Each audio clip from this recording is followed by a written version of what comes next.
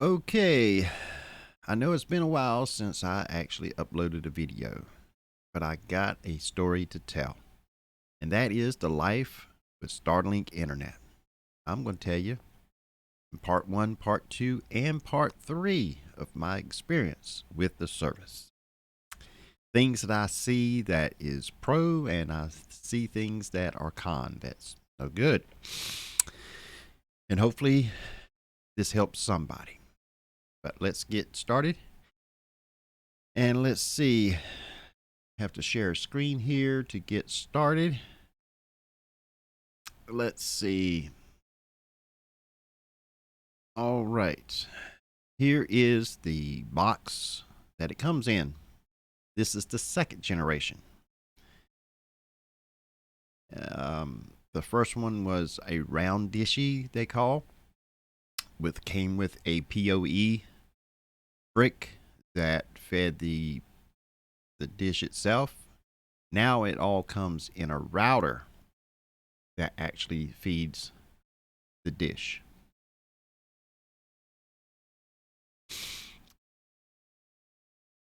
Let's play this video here that I made.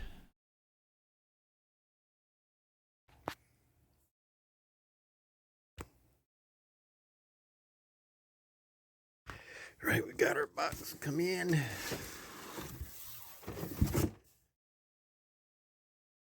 See what we get here.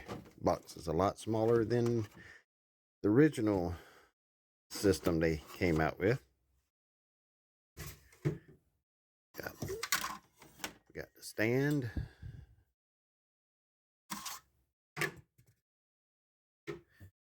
We got the dish. The dishy. That's a lot smaller. I mean, look at that. It's just, that's almost the same width as my hand. A lot smaller. Let's see what else we get in here.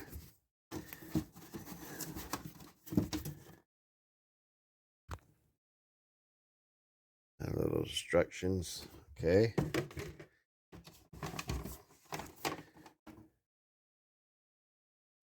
Got the router.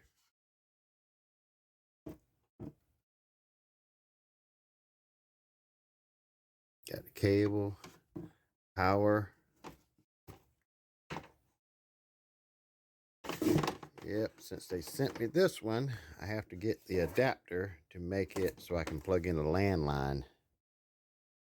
I have to look and see exactly what that takes to get that done. I don't see no extra plug on this thing. Maybe it replaces another one that's here. I don't see no. Have to look into that and see. But the rest of it's nothing but the cord and a little bit of instructions. That's all we get. Plain and simple. A lot different from the other one they started out with. Nothing there. Real plain and simple. So let's fire this thing up and see what it's going to do. I'm going to have to look into see what it would take so I can get a landline plugged in. But I know I got definitely a way I can do it. Go wireless and convert it over with another piece of equipment until that comes in, because I look online to order it and they said them orders not going to go out until March, and this is just beginning of February, so I'm going to have to do something to make it tie into my network until then.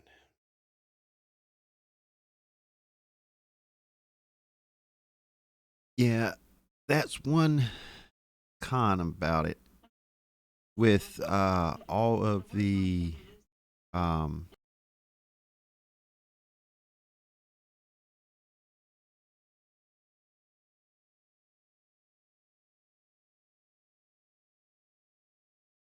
sometimes Alexa just out of the blue, something triggers it and just wants to speak.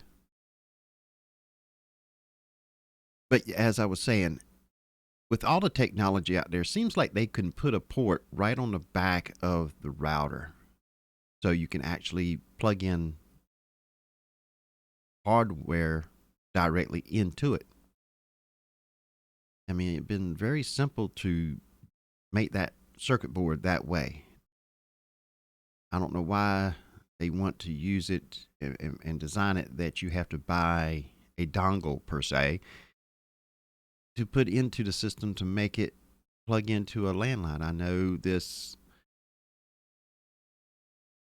may be looked at as in the future a mobile um, setup that you can travel whatever, and they don't think that many people are going to plug in something directly. Everything's pretty much going to be wireless, but at least put that option on there for the people that may have it at their home out in the middle of nowhere and just wants to plug it into a router or a switch and be able to feed their whole home if it's got wired in. You know, you got to make it universal, but they got their reasons. I just haven't found a good reason to not have it built into the router itself. So let's get to the next clip.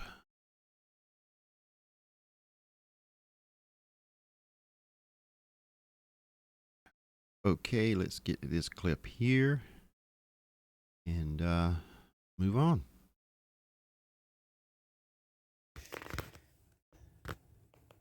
Now, at first I thought this wire was permanently mounted in here, but it's actually just slides in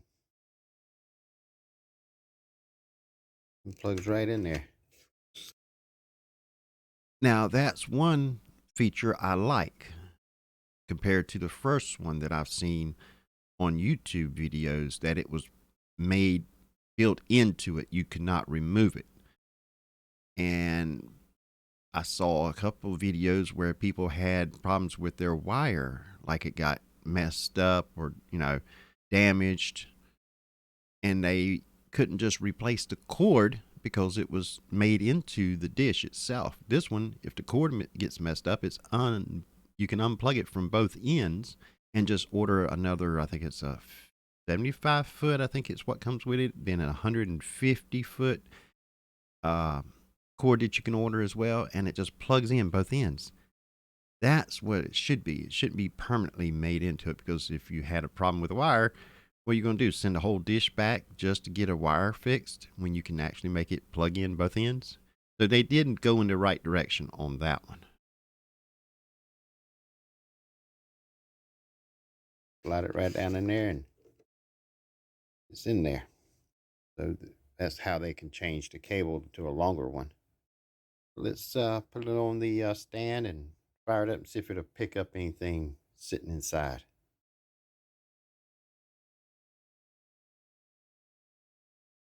All right. Let's see what we get here. Right. Yeah, got it sitting outside. It says it can take up to 12 hours to do whatever it's got to do. Now, while it was sitting there flat like that, about 10 minutes later, before it actually moved, the cat wanted to use it as a bed. And I tell you what, I wish I got it on video. When it decided to move while the cat was on it, cat wasn't on it for much longer. I think the cat moved about 3 or 4 feet, and the cat's feet didn't hit the ground at all between that, in that 3, 4 feet. It scared the what out of it. And it never got back on it again. Even when I put it out in the yard, it just went up to it, looked at it, and like, nope, not again, and walked away. It learned its lesson the first time around. I guess it just communicates with the satellites and figure out which one's best and sets it all up. So we're just going to wait and see how long it takes. All right, let's see what we got here. All right, this is where I got the router sitting inside and the dish just sitting right outside. The Got the router sitting on the floor here in the studio. Got the app running on the phone. Going to sit watch videos on YouTube until it says it's connected and see where we go from there.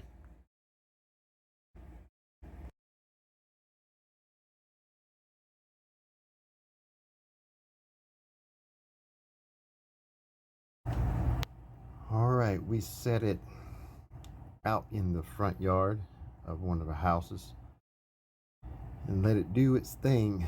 North is that direction. So it should pick up. Got a few trees that way, but we'll see what it would do. From the map we found online, it's more northwest, which would be that direction. So we'll see which direction it'll actually point and see what kind of speeds we get. And then we'll find a perfect location for it.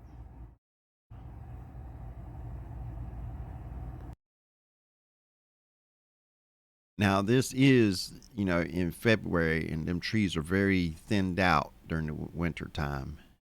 Now, as time goes on, sitting in this location, it pretty much it connected. That's it. It didn't give you any speed or anything like that. It just connected, and then it would drop out and connect. Them trees started getting bloomed out as the warm weather came around in the next 2 or 3 months. So that's really one of the main down things about it. If you got trees, it's just not going to be a good option. And if you're going to be traveling, be sure you get a campsite or RV slot that has open skies if any way possible, because this is not going to be a suitable thing to use if you don't.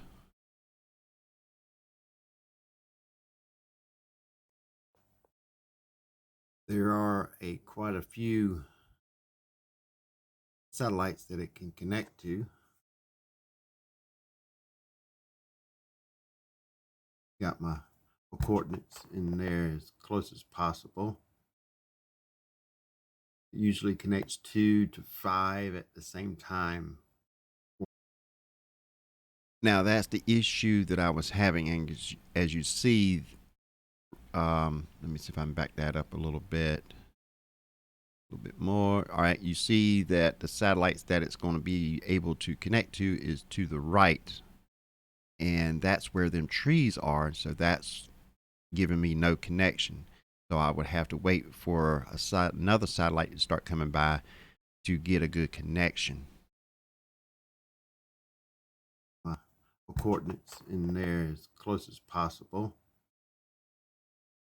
It usually connects 2 to 5 at the same time, or not connected, but visible 2 to 5 at any given time.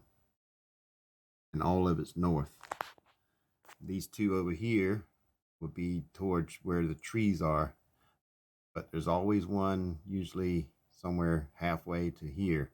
But we will find out. We got places where we can put the dishy to get away from them trees.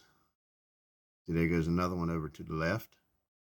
So we'll just give it time and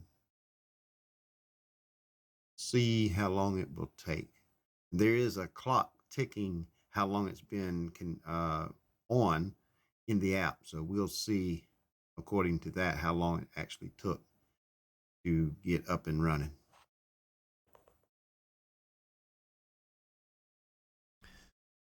All right, yeah, and this app that I'm using here is not associated with Starlink. It's just somebody put something together that's supposed to be keeping track of where all the locations of the satellites. But it's pretty accurate because I watch the downtime on the app when I lose connection, and I can correspond it with these connections that it shows here. And when I see nothing but satellites connections, the red lines over to the right where the trees are, that's when the app says it's disconnected. So this might not be associated with Starlink, but it's very accurate. Let's see what else we have.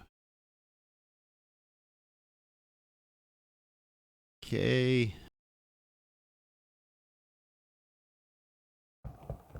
Well, it's going online, offline, rebooting. Now it has turned.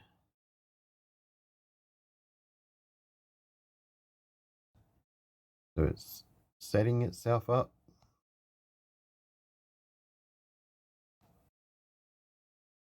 And as you can see, as I mentioned earlier, that it's more northwest in the sky from my location, and you see the dish is pointing more that direction because I'm pointing the dish, the stand.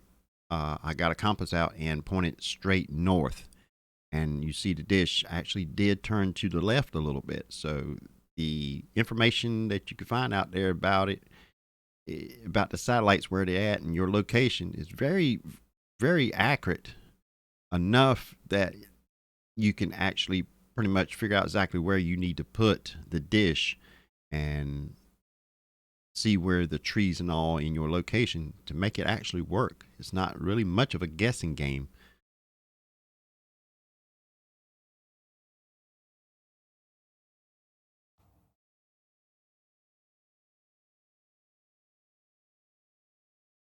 And it's pointing where there is no trees. I can put it at the end of the house. There will be no trees at all.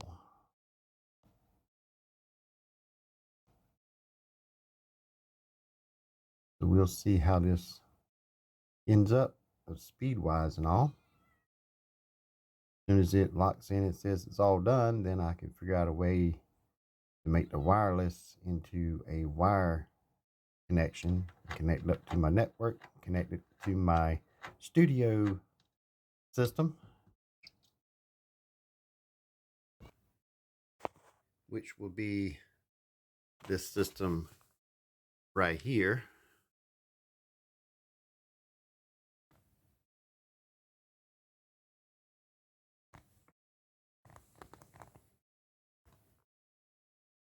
But as of right now, we're just waiting to see what the next move it's going to make. If it's pointing that direction, it's going to stay, do all the updates or whatever it does. We will see. And I found pretty much when it finds the satellites while it's flat, it will go up and go flat. And then when it finds the satellites, it will rotate and point that direction. Pretty much after I've seen it point that in whatever direction it goes in, pretty much that's it. It stays there. Now I have noticed if I pick that dish up and move it on the ground, say move it and just pick it up and rotate it and make the dish point to the right, eventually it'll turn itself back to where it's at now. So it always monitoring where the satellites are, and it'll rotate itself again if you move it and twist the stand. It's kind of unique. Pretty much you just sit it out somewhere and it'll find its satellites and just point there, and you're gonna get good connection or you're not gonna get connection. Depends on the structures of trees or whatnot. So the guessing game is pretty much really taken out of the equation since it has that tracking system built into it, which is real nice.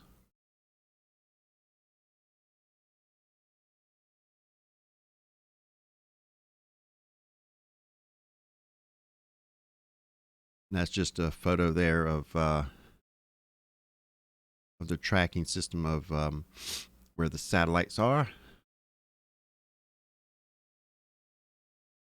Another one, you see that's connected to 4 at the same time.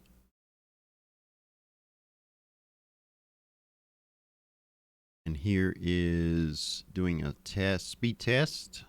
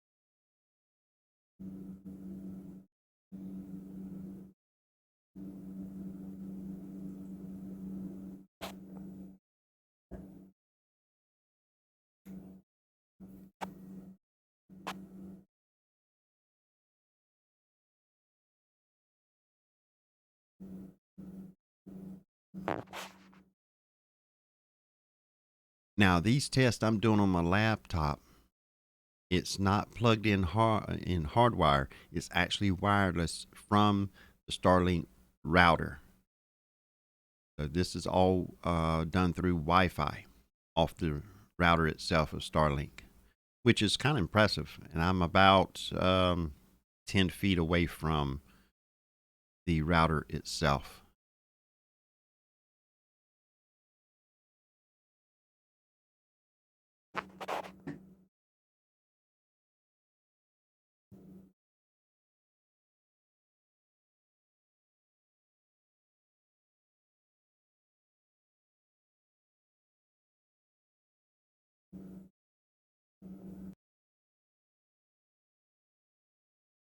All right, let's see what else we got here. This is just some of the clips that I put together as I lived with Starlink to show what it can do from my experience and my location and all. This is when I relocated it a little bit further away from the trees to see if it made a difference. And just testing different locations.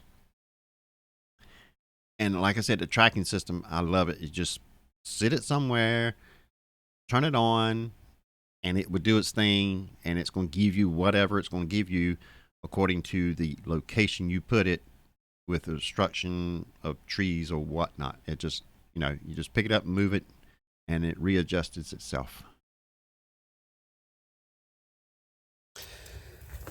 All right, we relocated it over here, which is all the sky that it needs. Very little of trees now.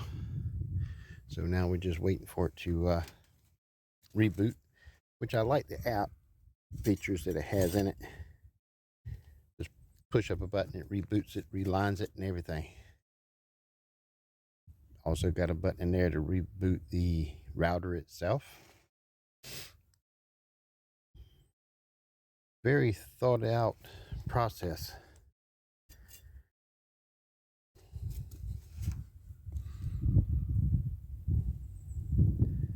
I'm just waiting for this to sync up and see if we can be more online than we were sitting way over there behind the trees. I mean, we got more cord. We can run the thing way on out over there if we had to.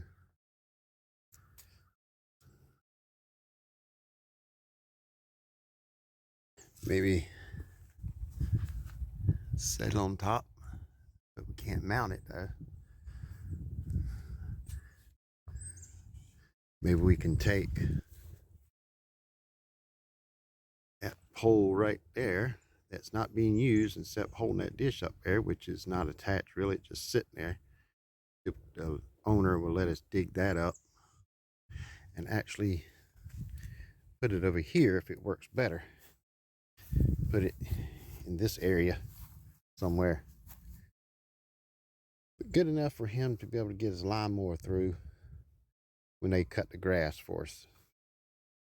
That's what I like about renting. We don't have to do no maintenance. Have my days of renting, have my days of owning houses, sold it all and just said I'm gonna rent and let somebody else do all the maintenance and everything. Needed a new front door. Called them. Within 2 weeks, had a new front door.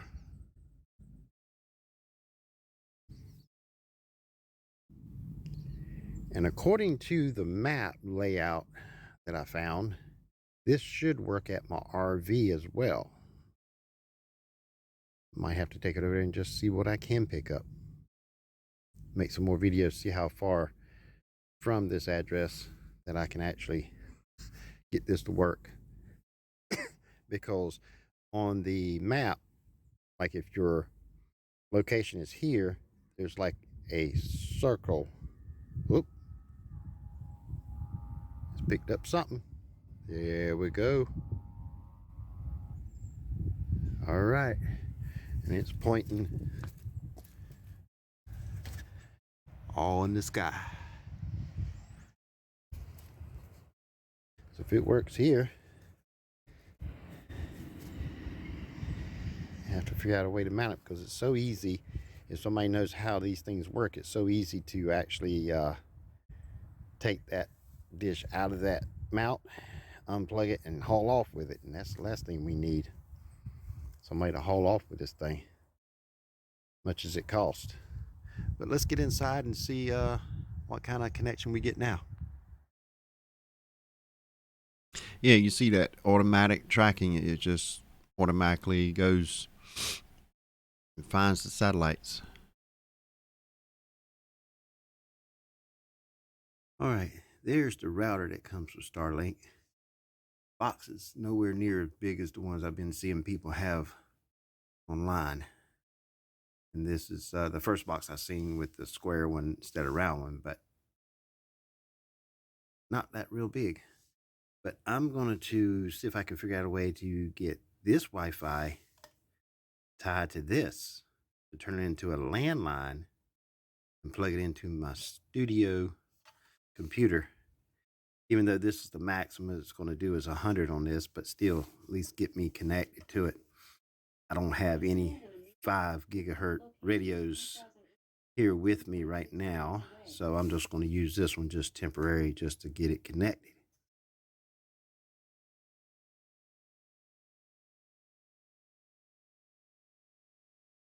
Yeah, I have to use this until I get the device that plugs in between the router.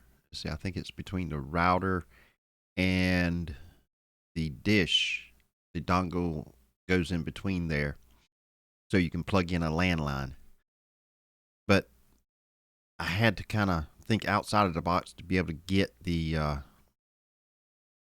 studio computer actually connected to this device.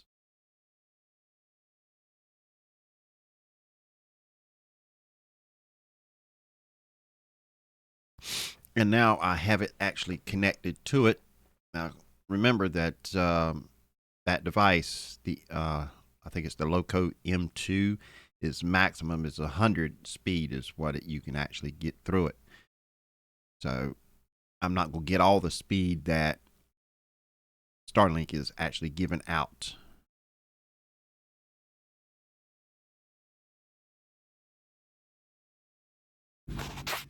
All right, I got it connected. Ooh, bright light. There we go. Got it all tied in there. Let's see what it would do.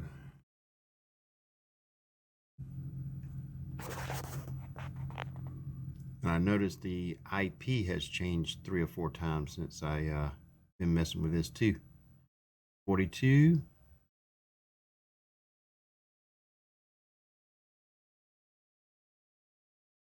42 ping.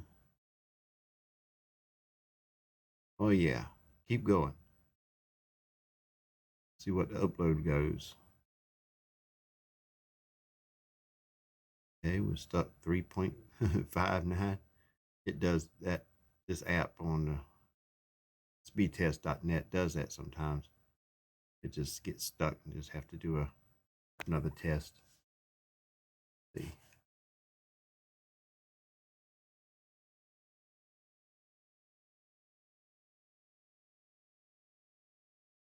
Let's see what we can do here. Do it again.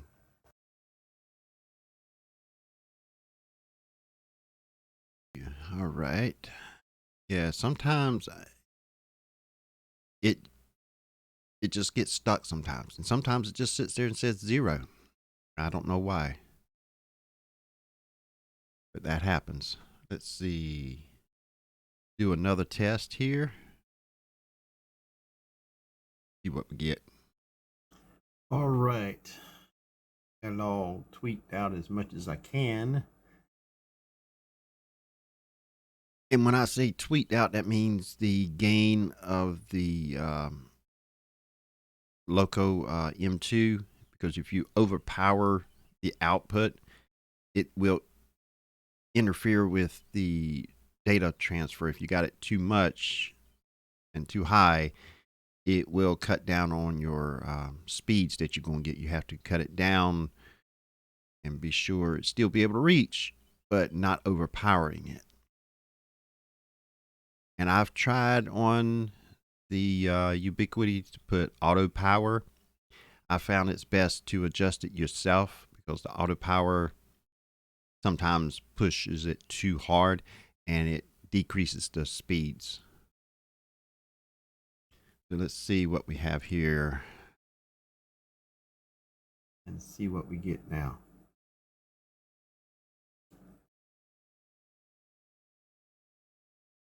31 ping.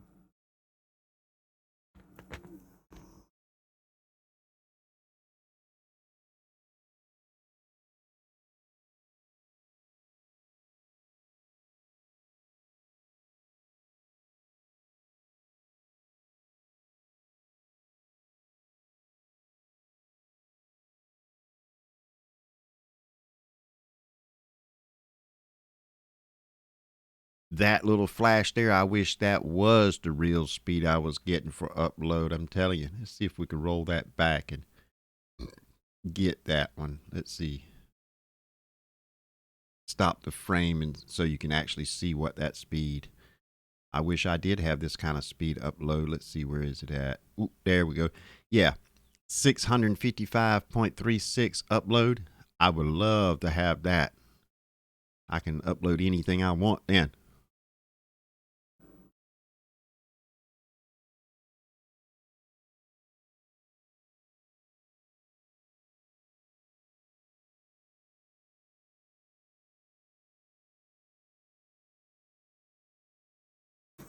Let's try again, see what we get.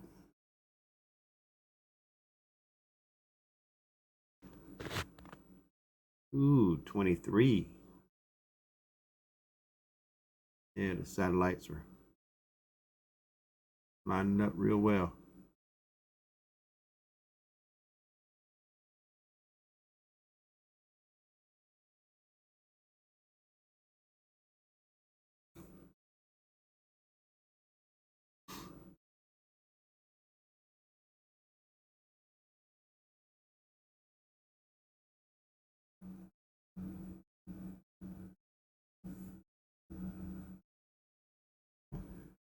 Well, we got 0 on that one.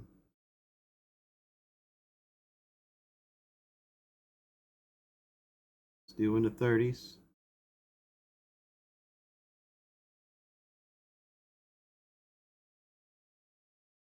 Maybe I have to move the CPE a little bit because it's not a line of sight. Yeah. Yeah, the CPE of the loco pointing to the router is not line of sight. There's a few things in the way. I just threw it together real quick just to see what it would do. Let's see what we get after I actually correct that issue. All right. We can do it again. 27. I got the Starlink router and the CPE line of sight now. And they're roughly 10 feet apart.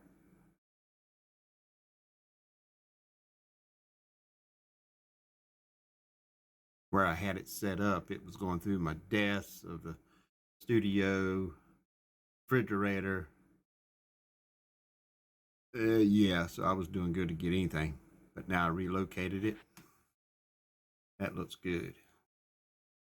Now don't remember now the CPE I'm using maximum is 100. We're just about maxing that thing out. 28 ping is wonderful. I don't game or anything, but compare what I got now, besides this, that's half of what I've been getting. Look at that. There. And the highest I've been getting on the service I have now is only somewhere around 10, 11. So I tripled that, if not more. And I more than doubled download.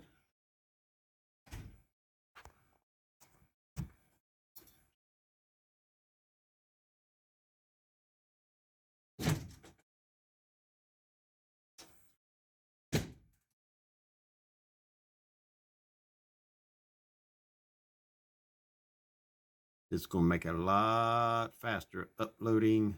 That's the main thing I want is to upload. Download, I didn't have no issue, 40, 50. That's more than enough to do what we needed here in the studio. Upload them videos. Now I can upload some 360 and 4K videos again here in the studio. I can definitely do it at the RV because I got like 200 down and somewhere around well, let's see. No, I got 12 upload up there, 10, 12 upload there. So I got more upload now here in the studio than I do any of my other places I got internet. Yeah, nice. Still double. 20 is double than what I have. Oh, look at that. Rolling on that. Yeah. Line of sight makes a big difference. I might have to do a live broadcast with this and really give it a run for its money. Yeah, and I did some live stream and hangouts, and it was it held up very well. See what else we have. Yeah, this is results of the test there. And I do believe that is the last one for this episode number 1 here, part 1.